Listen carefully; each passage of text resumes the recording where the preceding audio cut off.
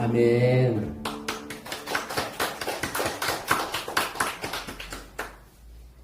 살아계신 하나님 감사합니다.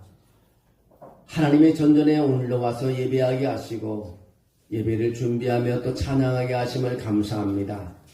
하나님 주일마다 아버지 찬양을 준비해 하나님 올리는 찬양대의 그 수고에 하나님께서 많은 것을 축복해 주시고 하나님 많은 것을 준비해 주셔서 마음의 소원을 다 이루며 승리하는 삶이 되게 도와주시옵소서. 수고하는 하나님 지휘자와 반주자를 기억해 주시고 늘 하나님께서 저들의 가는 길이 복 있는 길이 되게 도와주시옵소서. 우리 모두가 오늘 하나님의 성전에 나왔습니다. 모두 한 가지로 우리 마음을 가지고 주 앞에 머리 숙여 예배하는 오늘 한 사람 한 사람 위에 하나님 영으로 충만케 해주시고 깨달음을 주시고 주님을 바라볼 때마다 은혜를 입고 승리하는 삶이 되게 도와주시옵소서. 이 시간도 주님께서 예배를 받으시고 오늘 말씀을 듣는 우리에게 힘을 주셔서 말씀 잡고 일어나는 하나님의 능력이 있게 도와주시옵소서. 주께서 함께함을 믿사옵고 예수님의 이름으로 기도하옵나이다. 아멘. 할렐루야. 우리 연 3사로 한 번 더 인사하겠습니다. 하나님이 당신을 사랑합니다. 오늘 하나님 말씀의 제목은요, 기적이 시작되는 자리라는 제목을 잡아봤습니다. 마태복음 4장 1절에서부터 4절까지 말씀을 묵상하면서 이 제목을 정했습니다. 우리는 인생을 살아가며 누구나 예기치 못한 광야를 맞게 됩니다. 그것은 마치 이스라엘의 영웅이었던 다윗이 사울왕의 시기로 인해 죽음을 느껴 피해 도망쳐 숨어 있었던 아둘람 굴과 같습니다. 왕궁의 화려함과 백성들의 한호 속에서 살던 다윗에게 짐승이나 사는 어둡고 거친 동굴은요, 너무나 낯설고 처참한 장소였습니다. 그것에 다윗은 나는 나라를 위해 싸우는데, 내가 나라를 위해서 싸우는데 왜 이런 일을 나에게 내가 당해야 되는가 하고 억울해하고 분노하고 앞날이 보이지 않는 절망을 경험했습니다. 여러분 상상해 보십시오. 광야는 끝없이 펼쳐진 모래 사막입니다. 모래바람이 불어옵니다. 낮에는 산을 태우는 듯한 뙤약빛이 내리쬐며 밤에는 뼈를 깎는 듯한 추위가 엄습해 오는 장소가 바로 광야입니다. 물 한 모금 먹을 수도 없고요. 그늘 한 점 없는 곳입니다. 무슨 생명이 살 수 없는 장소, 그 장소가 바로 광야라고 우리는 말합니다. 그래서 광야는요, 인간이 가진 모든 포장지가 벗어지는 곳입니다. 벗겨지는 곳입니다. 내가 누구인지, 내가 무엇을 의지하며 사는지 그 민낯이 적나라하게 드러나는 것이 광야입니다. 광야에 가서 내가 뭐 자랑할 것이 없습니다. 모든 포장된 것이 벗어지는 곳입니다. 성경은 오늘 우리에게 충격적인 사실을 전합니다. 하나님의 아들이신 예수님께서 40일 동안 금식하신 후 성경대로 표현하면 줄이신다고 말합니다. 배가 고프다는 것은 줄이신지야 그렇게 기록하고 있습니다. 여기서 줄이다는 말은 단순히 배가 고플 정도가 아니라 생명의 위협을 느낄 만큼 극심한 기갈과 허기를 의미합니다. 오늘 이 자리에 모인 여러분 중에도 건강의 위기가 있는 사람도 있고 자녀의 방향으로 괴로워하는 사람도 있고 경제적인 결핍이라는 이름을 광야를 지나며 다인과 같은 심정으로 앉아 계신 분도 있습니다. 하지만 기억해 보시죠. 아둘람 굴은 다윗에게 단순히 도피처가 아니었습니다. 그것은 다윗이 하나님을 더욱 급히 의지하게 되는 훈련의 장소가 되었고 상처 입은 자들이 모여 훗날 나라를 세울 강력한 공동체로 준비되는 축복의 통로가 되었습니다. 여러분 오늘 본문으로 돌아가 보면요, 예수님은 광야 40일 기도 중에 만난 것이 제일 먼저 만난 것이 뭡니까? 마귀의 유혹이라는 것입니다. 예수님께서 공생애를 시작하기 전 성령에 이끌려 광야로 가셨습니다. 40일을 금식하신 후에 겪으신 첫 번째 고통의 극한은 뭐냐면 허기였습니다. 배고픔이었습니다. 이때 마귀는 예수님의 가장 약한 부분인 배고픔을 건드리며 유혹을 합니다. 이 유혹은 오늘 우리에게 동일하게 찾아옵니다. 뭐라고 마귀가 유혹하냐면 일 돌들로 떡덩이가 되게 하라.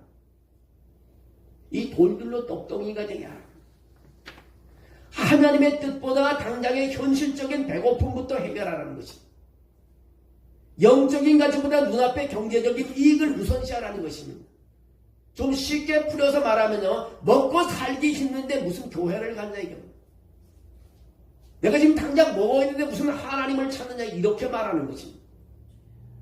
인간의 모든 문제는요, 하나님과 소통할 때만 근원적으로 해결된다는 것을 모르는 것입니다. 하나님은 이스라엘 백성에게 만나를 주시며 이렇게 말씀하셨습니다.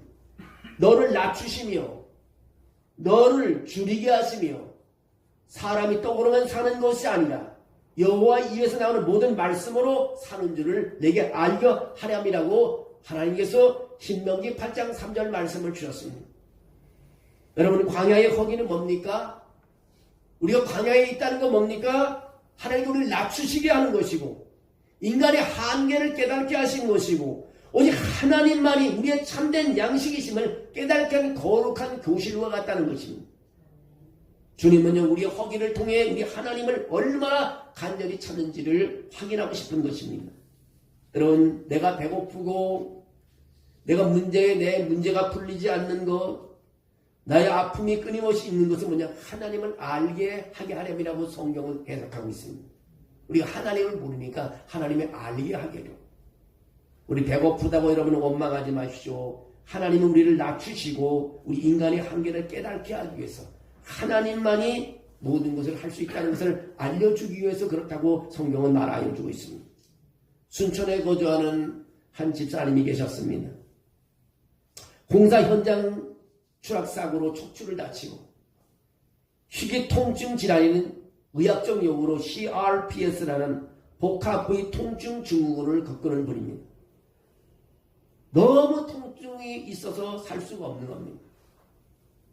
거다가 사기까지 당해 삶의 끝자락에서 극단적인 선택을 합니다. 네타이로 목을 매서 이제 마지막에 죽기로 결정하고 네타이로 목을 보고 떨어졌는데 하나님께서 그 네타이를 끊어지게 했다는 것입니다. 하나님은 그 끊어진 네타이를 통해 그를 다시 살려주었다는 것입니다. 그는 내 인생의 장벽은 나를 위한 것이 아니라 하나님의 능력을 경험하기 위한 것이라는 통로였다고 그 나중에 간증을 합니다. 여러분, 하나님이 살려줬다는 것입니다. 마찬가지로 지금 여러분의 장벽은 끝이 아니라 하나님이 일하실 무대가 시작되는 것입니다. 어려움 당하고 있는 사람은요, 이게 끝이 아닙니다. 이제 무대가 펼쳐진다는 것입니다. 저는 사순절을 기도하면서 모두가 그렇게 생각했지만 전 세계가 사순절을 기도하고 한국교회가 기도하면 40일 동안 기도를 합니다. 40일 동안 기도와 가까이 오는 게 뭡니까? 부활주일입니다. 부활주일을 기대하며 기도하는 것입니다. 내가 고난 가운데 지금 있지만 부활은 온다는 것입니다. 승리의 모든 것은 나에게 결정된 것 사실을 알고 기도하기 시작하는 것입니다. 여러분, 이 사순절 때 기도하면요, 영원히 남는 그런 기도 제목이 됩니다. 오늘 마귀의 유혹에 예수님은 단호하게 대답합니다. 사람이 떡으로만 살 것이 아니요 하나님의 입으로 나오는 모든 말씀으로 살 것이라고 말하고 있습니다. 여러분, 한국 교회가 이렇게 크게 교회가 짓는 건요, 제가 언젠가 말했지만 우리 옛날 권사님들이 얼마나 기도를 많이 했는지 밥보다 예수를 찾았다는 것입니다. 밥보다 예수. 자기가 밥을 선택할 건가 예수를 선택할 건가 예수를 먼저 선택했다는 거예요. 그래서 한국 교회가 저렇게 여의도에 큰 교회가 쓰고 강남에 큰 교회가 쓰고 오늘로 예배가 멈추지 않는다는 거죠. 그 책이 우리 여기 있어요. 밥보다 예수예요. 오늘 그와 똑같은 것입니다. 사람이 떡으로만 살 것이나 하나님 입으로는 모든 말씀으로 살 것이라는 것입니다. 예수님이 교활한 마귀의 유혹 앞에서 어떻게 승리하셨습니까? 예수님은 하나님의 아들로서 가진 초자연적인 기적을 일으켜 마귀를 물리치지 않았습니다. 돌을 떡으로 만드는 기적은 예수님께는 식은 죽 먹기입니다. 너무 쉬운 일입니다. 하지만 예수님은 그 능력을 자신을 위해 쓰지 않았습니다. 그냥 단호하게 말씀을 선포합니다. 오늘 4장 4절 말씀을 그렇게 선포합니다. 기록되었으되 사람이 떡으로만 살 것이 아니요 하나님 입으로부터 나오는 모든 말씀으로 살 것이라고 예수님께서 마귀에게 선포했습니다. 오늘 기록되었을 때 라는 선포에 주목하세요. 기록되었을 때. 예수님은 개인적인 논리나 감정으로 싸우지 않았습니다. 오직 하나님의 말씀으로 싸웠다는 것입니다. 그래서 말씀이 중요한 것입니다. 에베소서 6장 17절에 그렇게 말합니다. 구원의 투구와 성령의 검, 곧 하나님의 말씀을 가지라고 말합니다. 우리 말씀을 한 절 암송한다는 것은 머리가 좋아지는 일이고요. 말씀을 한 절 암송한다는 것은 내가 건강해지는 일이고요. 말씀을 하나 암송한다는 것은요, 내가 보호받는 길인 것입니다. 말씀은 종이의 인쇄에 된 죽은 문자가 아니에요. 살아있는 글인 것입니다. 살아계신 하나님의 말씀입니다. 기록된 말씀을 로고스라고 그러지만 살아있는 말씀을 레마라고 말합니다. 레마가 나에게 살아오는 것입니다. 마귀의 머리를 내리치고 어둠의 세력을 파괴하는 강력한 성령의 검, 그 말씀을 우리는 쥐고 있습니다. 예수님 그 말씀으로 마귀를 물리쳤습니다. 예수님이 인용하신 말씀은 신명기 8장 3절 말씀입니다. 구약의 신명기 8장 3절 말씀을 이용했습니다. 이 말씀의 배경은 이스라엘 백성들이 40년 광야길에서 만나를 먹었던 사건입니다. 만나는 인간이 씨를 뿌려 거둔 곡식이 아닙니다. 밤사이에 이슬처럼 내려온 오직 하늘에서만 주어진 은혜의 선물인 것입니다. 하나님께서 만나를 주신 이유가 분명합니다. 이스라엘은 떡으로 사는 것이 아니라 하나님이 먹이시는 말씀 때문에 산다는 것을 가르치기 위하기 때문입니다. 너희를 먹여 살리는 것은요, 돈도 아니고 권력도 아니고 떡도 아니라 나 여호와 하나님이라고 선포하는 것입니다.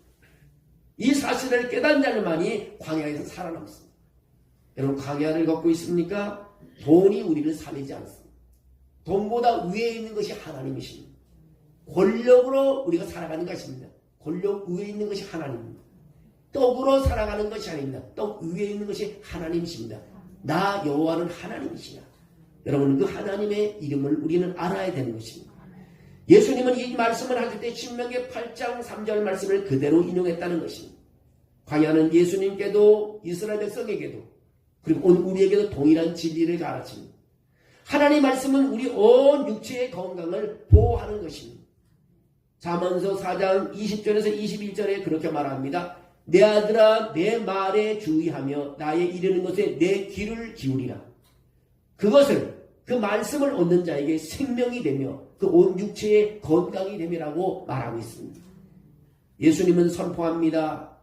나는 생명의 떡이니 내게 오는 자는 결코 줄이지 아니할 터요 나를 믿는 자는 영원히 목마르지 않는다고 요한복음 6장 35절에 말하고 있습니다.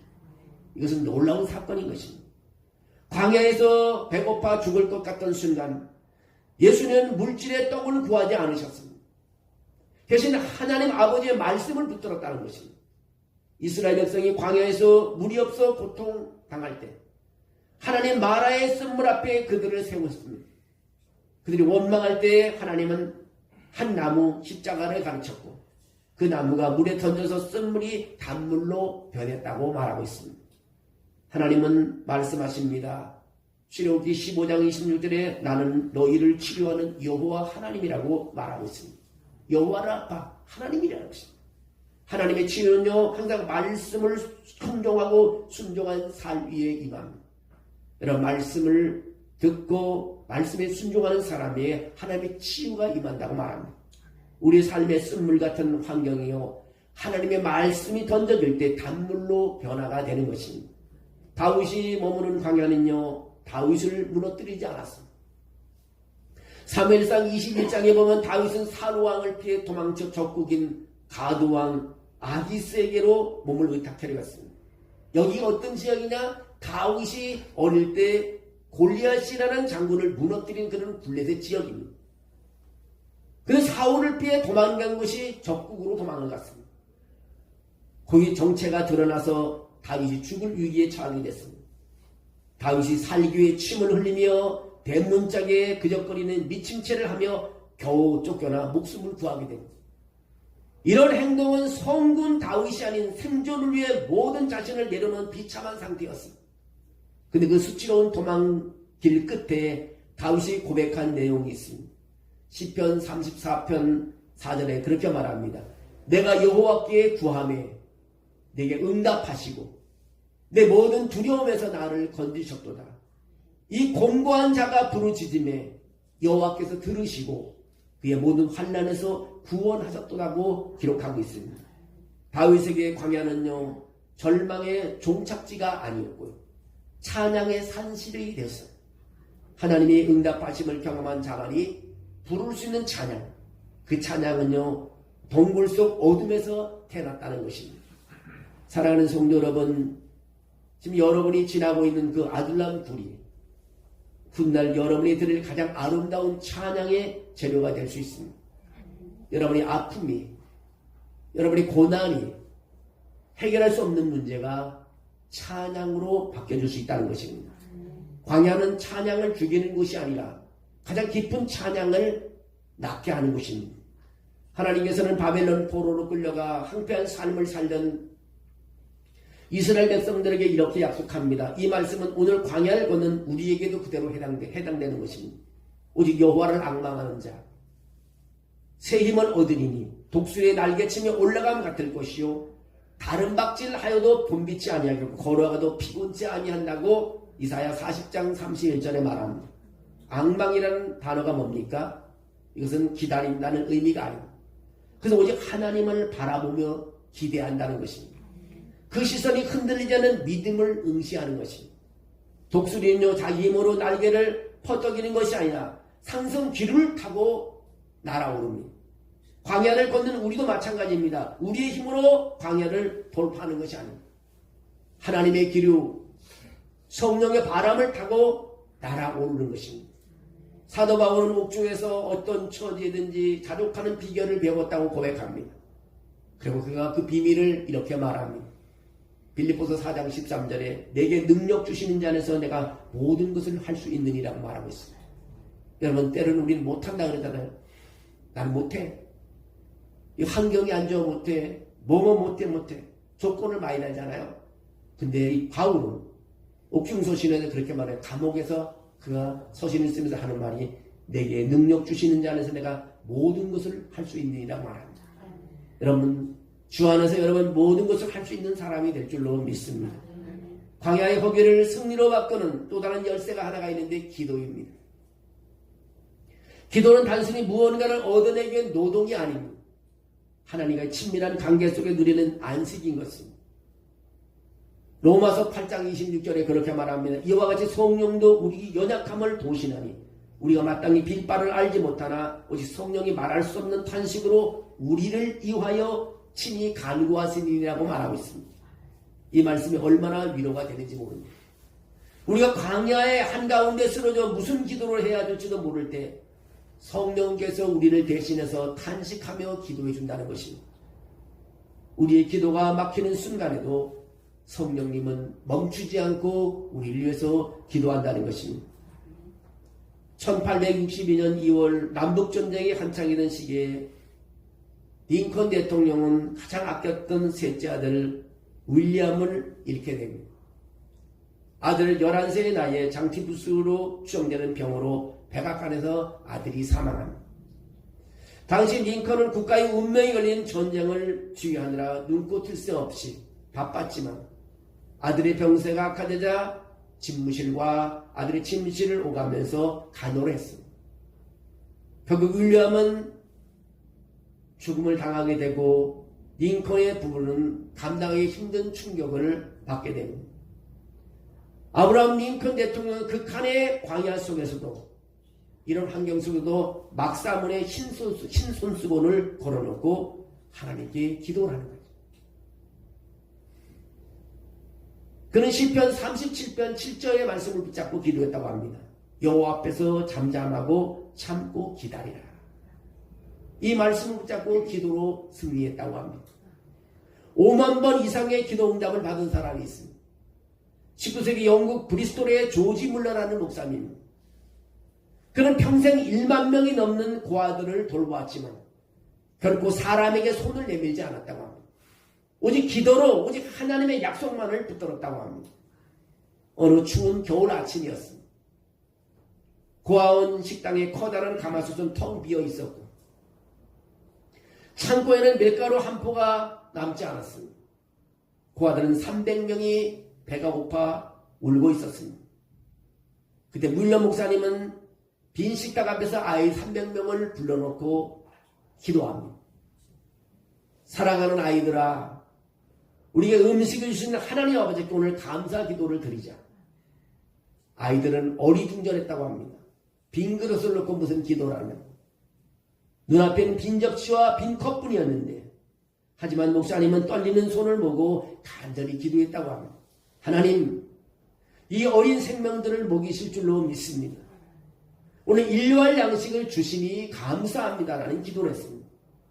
기도가 끝나자마자 육중한 고아온 정문에서 쾅쾅 소리가 들렸습니다. 동네 빵집 주인이었습니다. 목사님, 어젯밤에 도저히 잠을 이룰 수가 없었습니다. 하나님이 자꾸 목사님 고아원에 빵을 갖다 주라는 마음을 주어서 새벽 내내 빵을 구워서 가지고 왔습니다. 빵이 도착하기 무섭게 또 다른 소리가 들렸습니다. 우유마차 한 대가 고아원 문 앞에서 고장이 난 것입니다. 마차 주인은 우유가 상하게 생겼다면서 제발 이 우유를 아이들에게 나눠달라고 부탁을 한 것입니다. 여러분, 이것은 동화 속의 이야기가 아닙니다. 이것은 기도로 사는 인생에게 일어나는 실제적인 기적이라는 것입니다. 떡이 없어서 굶어 죽는 인생은 없습니다.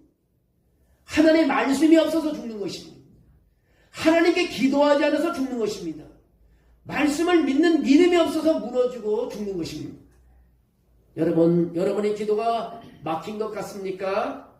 내 뜻과 떡만 구하지 않습니까?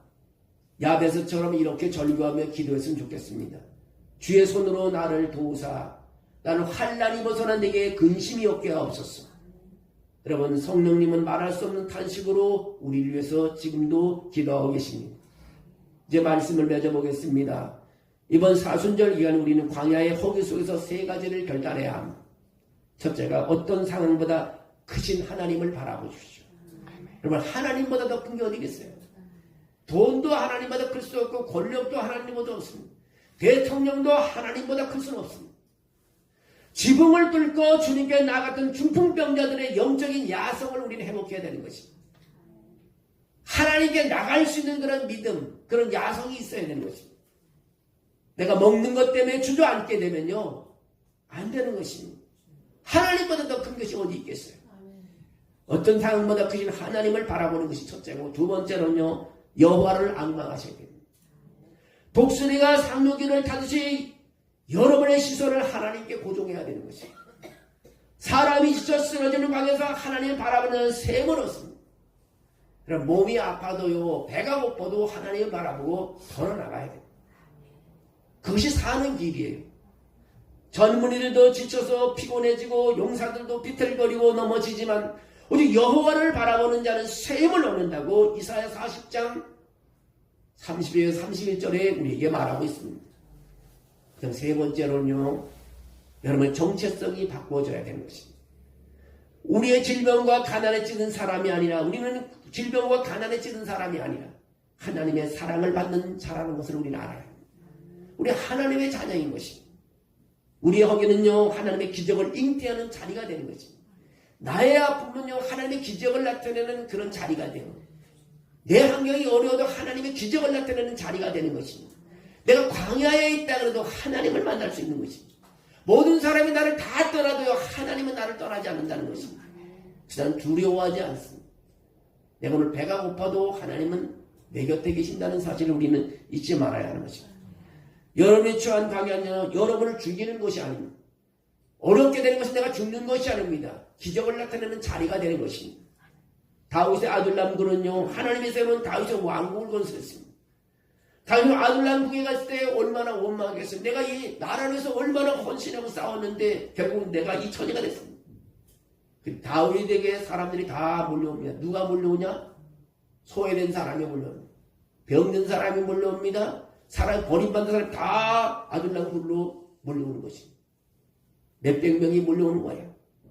거기서 하나님은 사람을 바꿔서 다윗이 왕국을 건설하게 만듭니다. 이스라엘 강야는 가나안을 품었습니다.